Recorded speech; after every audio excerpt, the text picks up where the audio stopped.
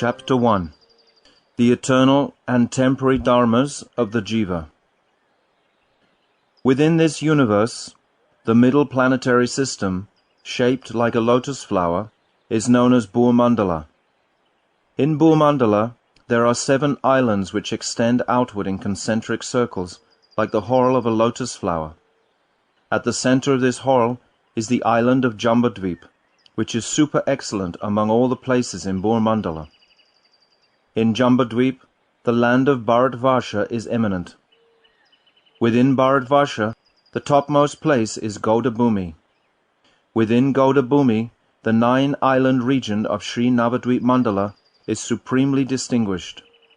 And in one area of Sri Navadvip Mandala, a beautiful settlement named Sri Gaudruma is eternally situated on the eastern bank of the Bhagirathi River. In ancient times, many stalwart practitioners of bhajan lived in the various places of Sri Gaudruma.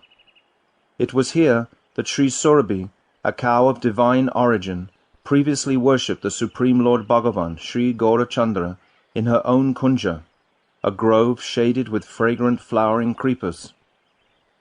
At a little distance from this kunja is Pradumna Kunja. Here Sri Prem Das Paramahamsa Babaji, a Shiksha disciple of Pradumna Brahmachari, the best among the associates of Sri Gaurachandra, now lived in a kutia, hut, covered with vines and dense foliage, and spent his time constantly immersed in the divine rapture of bhajan. Sri Prem Das Babaji was a refined scholar and was fully conversant with all the conclusions of the Shastras. He had taken shelter of the forest of Godrum with single-minded conviction, knowing it to be non-different in essence from Sri Nandagram. As a daily routine, Babaji Maharaj chanted 200,000 holy names and offered hundreds of obeisances to all the Vaishnavas. Maintaining his existence by accepting alms from the houses of the cowherd men had become one of the regulative principles in his life. Whenever he found a spare moment from these activities, he spent his time not in idle gossip, but in reading the book Sri Prem Vivarta by Sri Jagadananda, a confidential associate of Sri Gaurasundara. At such times, neighboring Vaishnavas gathered and listened with great devotion as Babaji read with tear-filled eyes. And why would they not come to hear? This divine treatise, Prema Vivarta, is filled with all the conclusions of rasa, the condensed liquid essence of integrated transcendental emotions.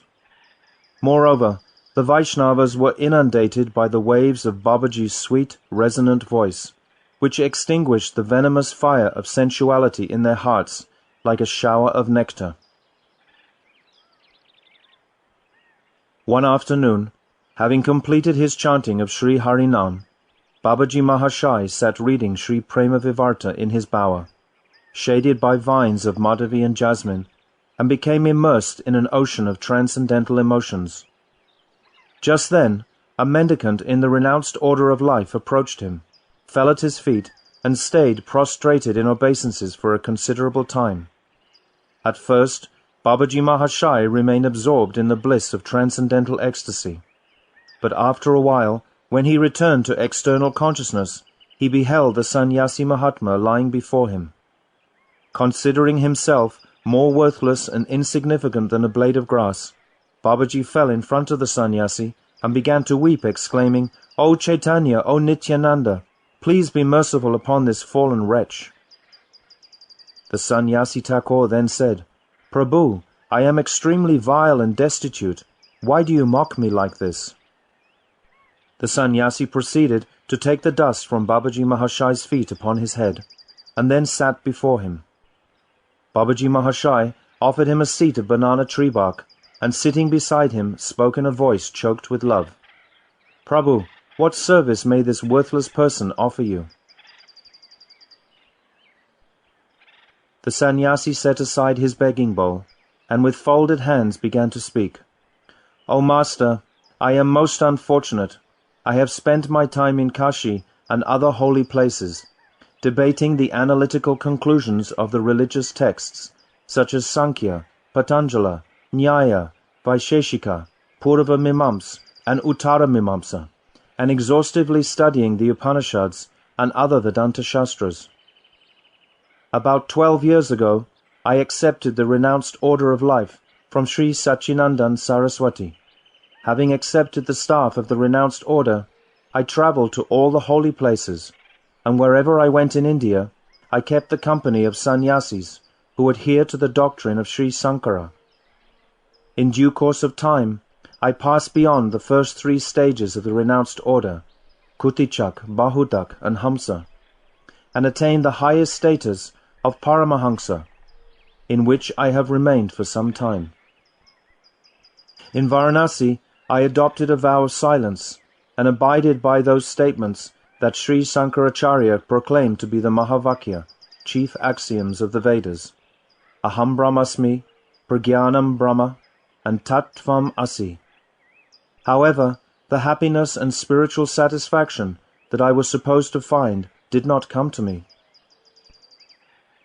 One day, I saw a Vaishnav sadhu loudly singing about the pastimes of Sri Hari. I opened my eyes and saw that he was bathed in streams of tears, and that in his ecstatic rapture the hairs of his body were standing on end. He was chanting the names Sri Krishna Chaitanya Prabhu Nityananda in a choked-up voice, and as he danced, his feet slipped so that he fell on the ground again and again. When I saw him and heard his song, my heart filled with an indescribable ecstasy. Although that mystical experience was so overwhelming, in order to protect my status as a Paramahamsa, I did not speak with him at all. Alas, fie on my rank and status! Cursed be my destiny! I don't know why, but since that day, my heart has become attracted to Sri Krishna Chaitanya's lotus feet. Shortly thereafter, I became obsessed with the desire to find that Vaishnav sadhu, but I could not see him anywhere. Never before had I experienced anything like the untainted bliss that I felt when I saw him and heard the holy name emanating from his mouth. After considerable thought, I concluded that the highest benefit for me would be to take shelter at the lotus feet of the Vaishnavas. I left Kashi and went to the beautiful holy land of Sri Vrindavan Dham. There I saw many Vaishnavas uttering the names of Sri Rupa, Sanatan, and Jiva Goswami in a mood of great lamentation. They were absorbed in meditation on the pastimes of Sri Radha Krishna, and they rolled on the ground chanting the name of Sri Navadvip. When I saw and heard this, a greed arose within me to behold the beautiful holy Dham of Navadvip. I circumambulated the 168 square miles of Sri Braja Dham and came to Sri Mayapur just a few days ago. I heard of your glories in the town of Mayapur, so I have come today to take shelter of your lotus feet. Please fulfill my life's aspiration by making this servant an object of your mercy. Paramahamsa Babaji Mahashai took a blade of grass between his teeth. Weeping, he said, "O Sannyasi Thakur, I am absolutely worthless. I have uselessly spent my life filling my belly, sleeping, and engaging in futile talks. It is true that I have taken up residence in this sacred place, where Sri Krishna Chaitanya enacted his pastimes. But as the days fly by, I find myself unable to taste this thing known as Krishna Prem. You are so fortunate, for you have tasted that divine love merely by seeing a Vaishnava for just a moment. You have received the mercy of Krishna Chaitanya Dev. I will be very grateful if you will kindly remember this fallen wretch for a moment when you are tasting that prem. Then my life will become successful." Saying this, Babaji embraced the sannyasi and bathed him with his tears. When Sannyasi Maharaj thus touched the limbs of the Vaishnava, he experienced unprecedented bliss within his heart. He began to dance as he wept, and as he danced he began to sing, "Jai Shri Krishna Chaitanya, Shri Prabhu Nityananda, Jaya Premadas Guru, Jaya Bhajanananda. All glories to Shri Krishna Chaitanya and Prabhu Nityananda.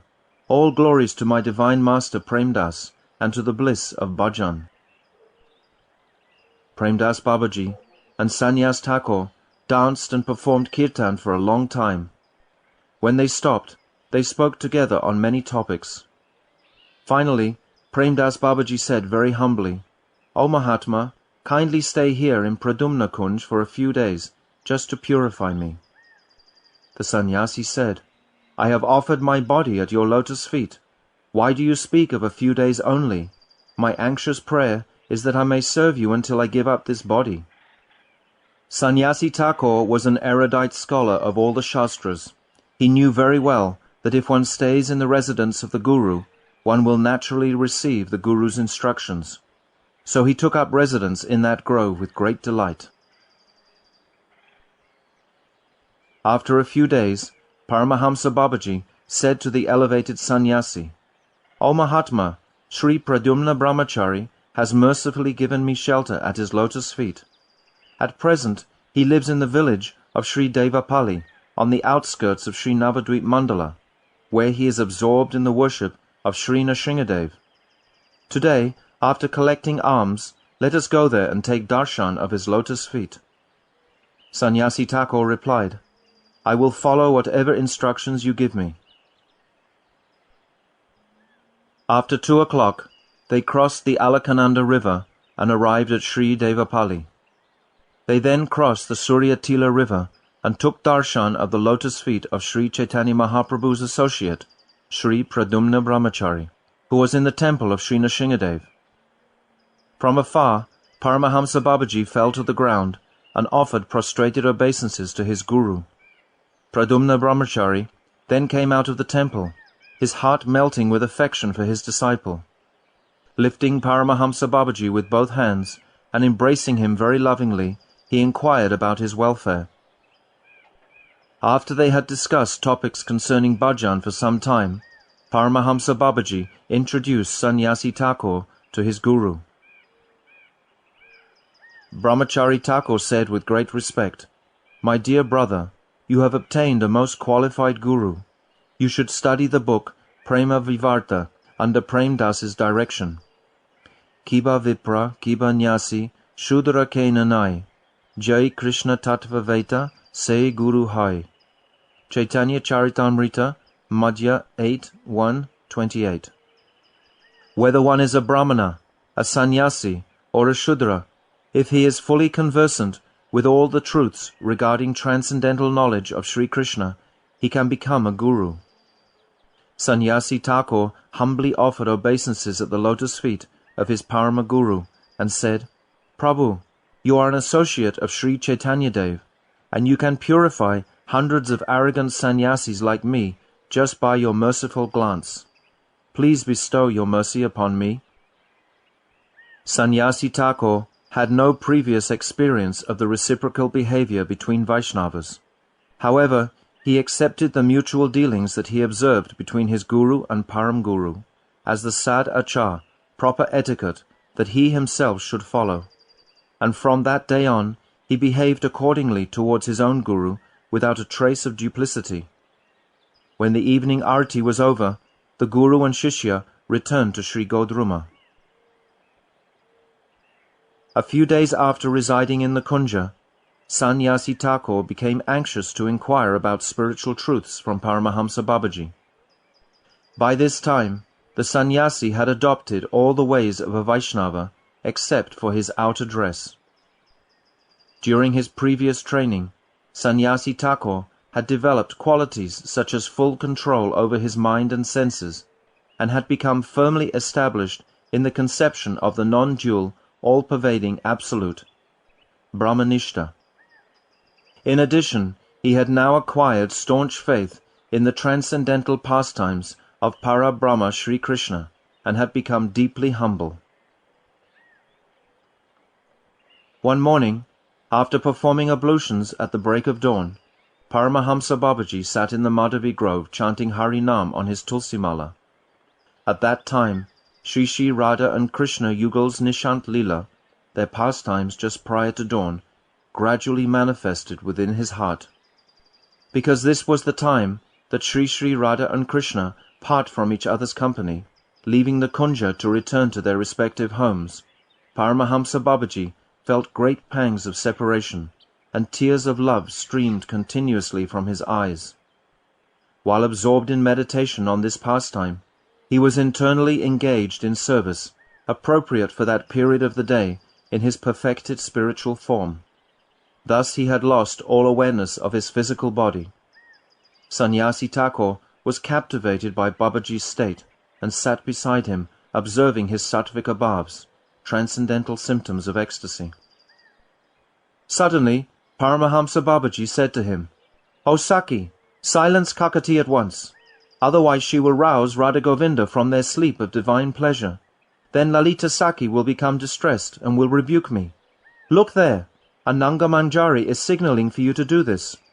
You are Raman Manjari, and this is your designated service. Be attentive in this regard."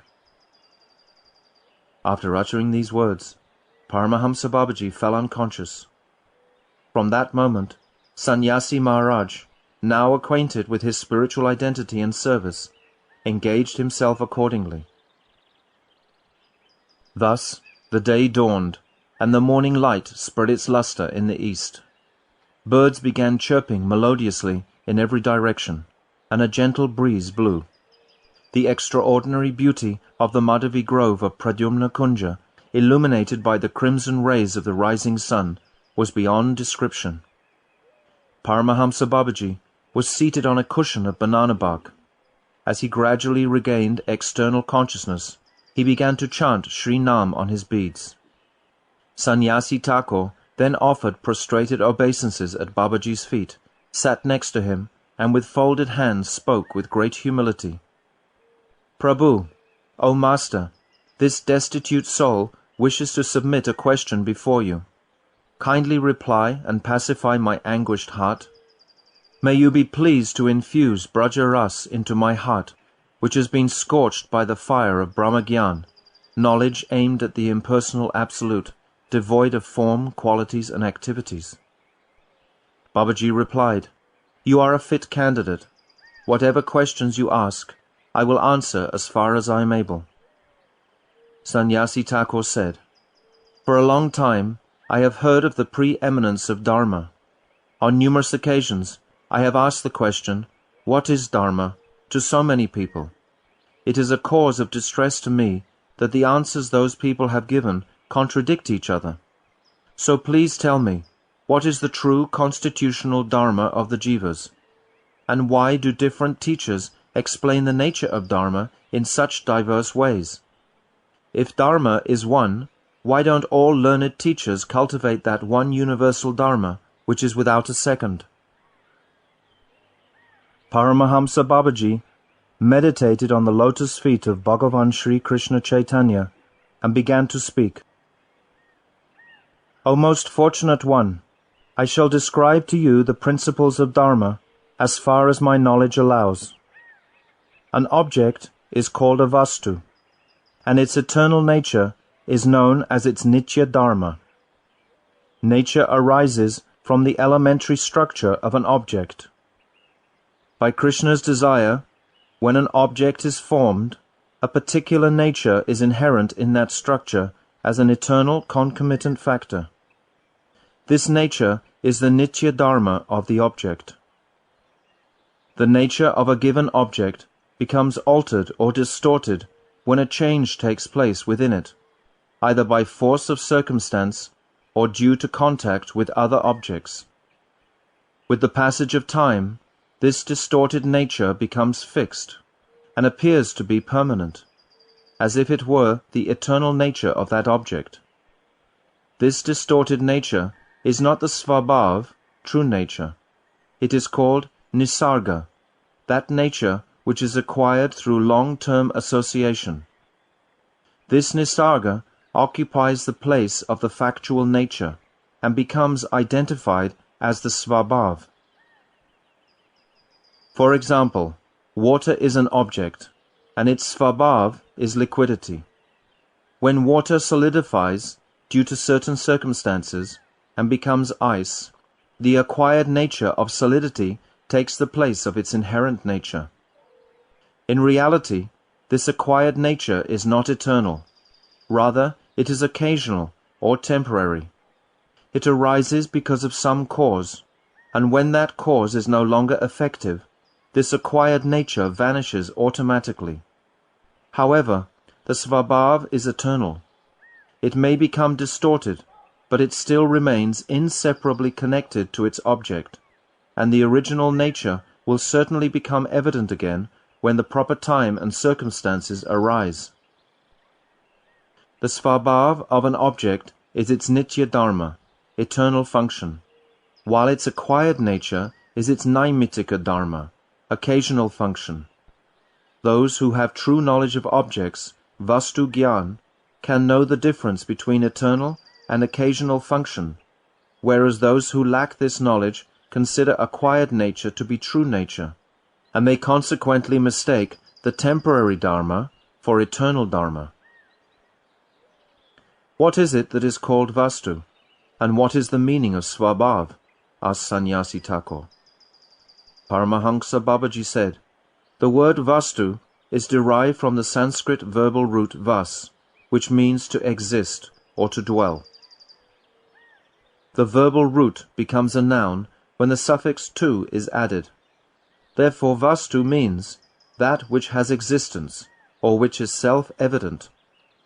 There are two types of vastu, vastava and avastava. The term truly abiding substance, vastava vastu, refers to that which is grounded in transcendence. Temporary objects, avastava vastu, are dravya, solid objects, guna, qualities, and so on. Real objects have eternal existence. Unreal objects only have a semblance of existence, which is sometimes real and sometimes unreal. It is said in the Srimad Bhagavatam 1.1.2, Vedyam vastavam atra vastu shivadam. Only a truly abiding substance, which is related to the supreme absolute truth, and which yields supreme auspiciousness, is worthy of being known. From this statement, it is clearly understood that the only real substance is that which is related to the supreme transcendence. Sri Bhagavan is the only real entity, vastava vastu. The living entity, Jaiva, is a distinct or individual part of that entity, while Maya, the potency that produces illusion, is the energy of that entity. Therefore, the word vastu refers to three fundamental principles: Bhagavan, the Jiva, and Maya. Knowledge of the mutual relationship between these three principles is known as pure knowledge, Shuddha Gyan.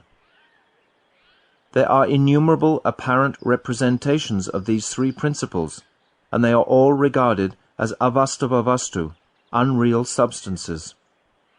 The classification of phenomena into various categories such as dravya, objects, and guna, qualities, which is undertaken by the Vaishesika school of philosophy, is merely a deliberation on the nature of avastava vastu, temporary objects. The special characteristic, vishesh gun, of any truly abiding substance is its factual nature. The Jiva is a real entity, and his eternal characteristic quality is his true nature. Sannyasi Maharaj said, Prabhu, I want to understand this topic very clearly. Babaji Mahashai replied, Srila Krishnadas Kaviraj Goswami, who was an object of the mercy of Sri Nityananda Prabhu, showed me a manuscript that he had written with his own hand. Sriman Mahaprabhu had instructed us on this subject in the book named Sri Chaitanya Charitamrita. Jivera Swarup Hoy, Krishnera Nityadas, Krishnera Tatasta Shakti, Veda Abed Prakash.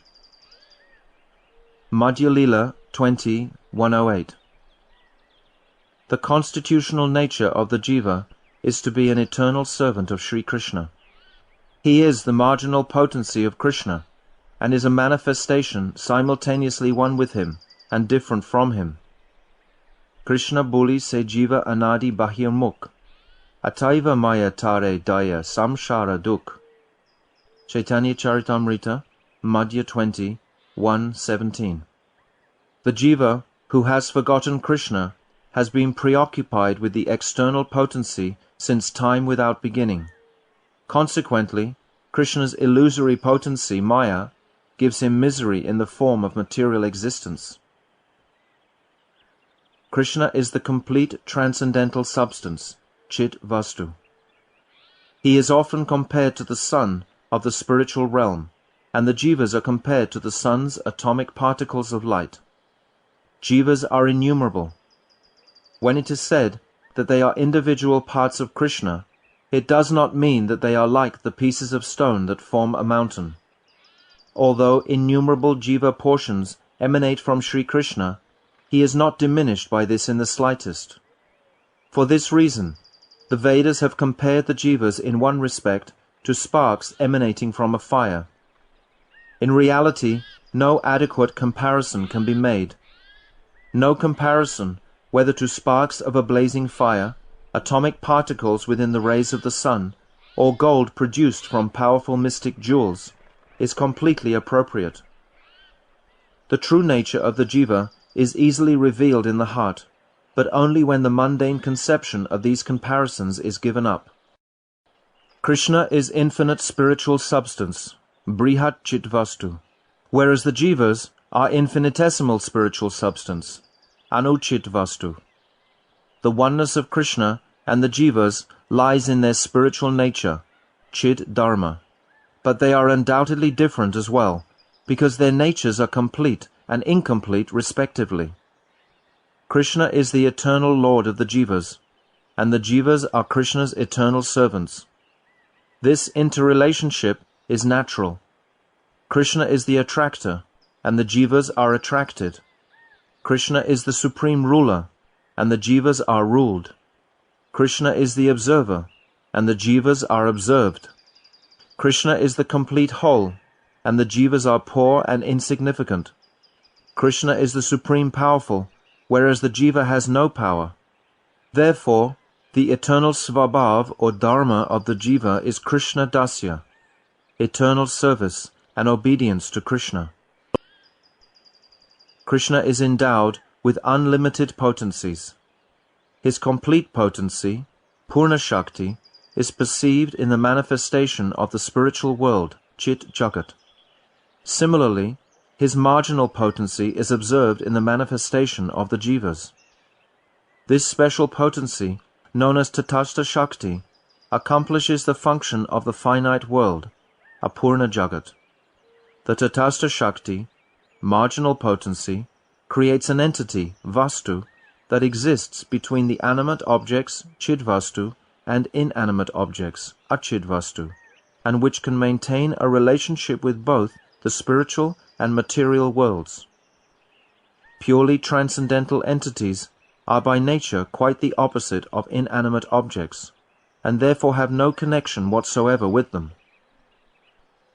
Although the jiva is an animate spiritual particle, he is capable of a relationship with inanimate matter because of the influence of the divine potency known as Tatastha Shakti.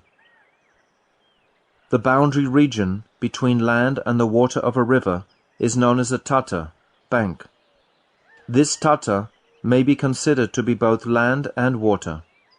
In other words, it is situated in both. The divine Tatastha Shakti, which is situated in the border region, upholds the property of both land and water, as it were, in one existential entity. The jiva's nature is spiritual, but still his composition is such that he can be controlled by dull matter, Jad Dharma. Therefore, the Bada Jiva, conditioned soul, is not beyond all connection with matter, unlike the jivas in the spiritual domain, Shuddha Chit Jagat. Nonetheless, he is distinct from dull matter because of his animate spiritual nature. Since the jiva is by nature different from both the purely spiritual entities and dull matter, he is classified as a separate principle. Therefore, the eternal distinction between Bhagavan and the jiva must be accepted. Bhagavan has full control over Maya, his external potency which creates illusion, for he is its supreme ruler. The jiva, on the other hand, may under certain circumstances be controlled by Maya, for he is subject to its influence. Hence these three principles, Bhagavan, the Jiva, and Maya, are real, Paramartika Satya, and eternal. Of these three, Bhagavan is the supreme eternal principle, and is the foundation of the other principles. The following statement from the Sri Katha Upanishad 2.2.13 confirms this. Nityo Nityanam Chaitanas Chaitananam. He is the supreme eternal amongst all eternals, and the fundamental sentient being among all sentient beings. The Jiva is by nature both an eternal servant of Krishna and the representation of his marginal potency. This demonstrates that the Jiva is distinct from Bhagavan, yet at the same time is not separate from him. He is, therefore, a manifestation that is both different and non-different. Beda-bed Prakash. The Jiva is subject to domination by Maya, whereas Bhagavan is the controller of Maya. On the other hand, the Jiva and Bhagavan are non-different because by their constitutional nature they are both transcendental entities, Chidvastu. Moreover, the Jiva is a special potency of Bhagavan. Herein lies the eternal non-distinction between these two. Where eternal distinction and non-distinction are found at one and the same time, eternal distinction takes prominence. The Nitya dharma of the Jiva is servitorship to Krishna. When he forgets this, he is subjected to the tyranny of Maya, and from that very moment he becomes opposed to Krishna. The fall of the Jiva does not take place within the context of material time. Accordingly, the words Anadi Bahirmukh are used, meaning that the Jiva has been diverted since time without beginning. From the moment of this diversion and the Jiva's entry into Maya, his Nitya dharma becomes perverted. Therefore, by the association of Maya, the Jiva develops Nisarga, an acquired nature, which thus facilitates the display of his temporary function and disposition, Naimittika dharma. The Nitya dharma, eternal function, is one, indivisible and faultless in all different situations. But the Naimittika dharma, temporary function, assumes many different forms when seen in diverse circumstances, and when it is described in various ways by men of divergent opinions. Having spoken thus, Paramahamsa Babaji stopped and began to chant Sri Harinam Japa.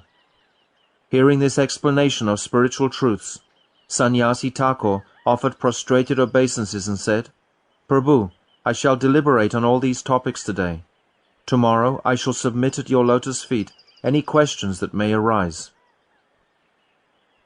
Thus ends the first chapter of Jaiva Dharma, entitled The Eternal and Temporary Dharmas of the Jiva.